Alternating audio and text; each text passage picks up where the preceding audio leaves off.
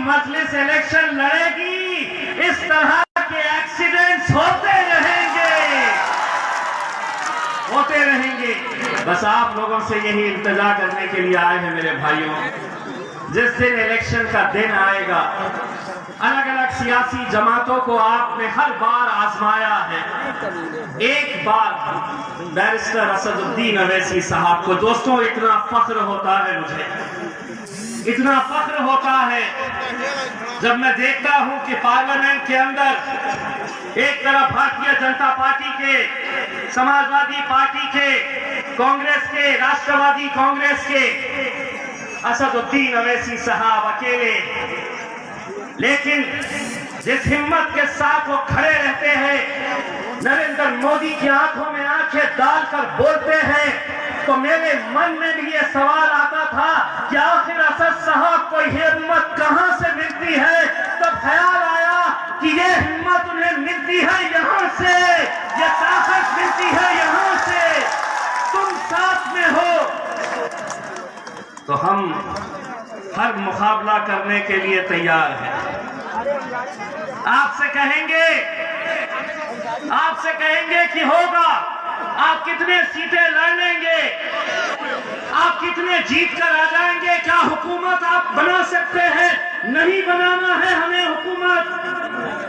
गूंगे मुक्के बहरे लोगों को संसद में या उत्तर प्रदेश की विधानसभा के अंदर नहीं भिजाना है।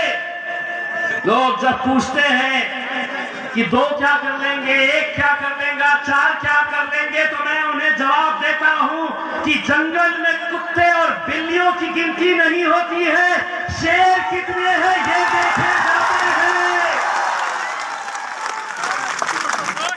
शेरों के बच्चों को भिजाओ, शेरों के बच्चों को भिजाओ, और जो बहुत सारे, देखिए ताकत किसकी है ये हमको भी समझने की जरूरत है।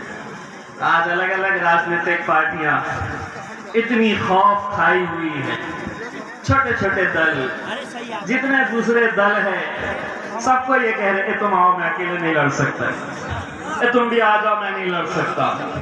हालात तो ये हो गए हैं कि सारे जुगनू महफिल में बैठ गए हैं और ऐलान ये कर दिया गया है कि इस सूरज को कैसे हटाया जाए।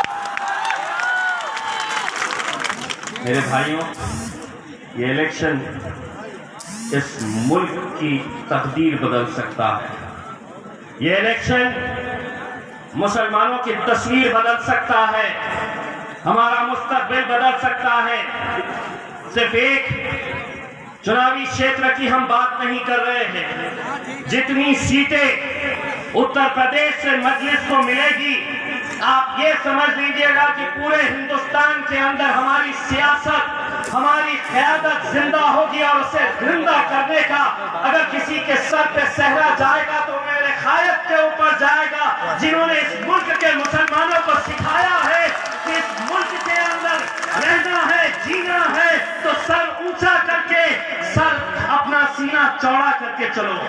ये सीख हमें मिली है मेरे भाइयों।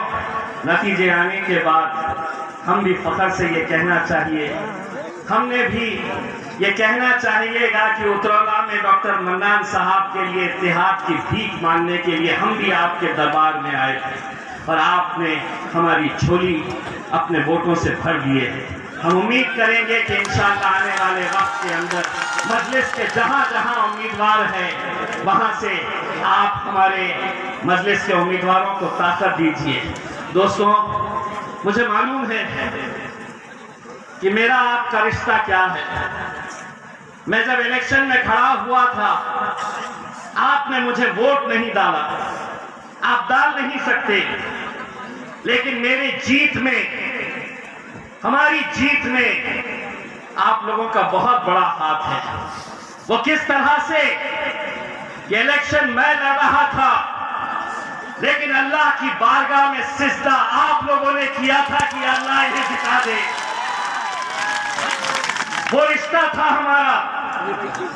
लोग कहते हैं कि शिवसेना का गढ़ था, तुम जीते कैसा? तुम कैसा जीत सकते हैं जहां पर पूरे मुल्क के अंदर मोदी की लहर चल रही थी और वहां औरंगाबाद जैसे शहर से मजलिस अपना झंडा लिए आगे चल रही थी। मैं लोगों को कहता हूं कि वोट तो मिले ही थे, लेकिन हमारी जीत दुआओं से भी हुई है। अल्हम्दुलिल्लाह दुआओं से हुई है।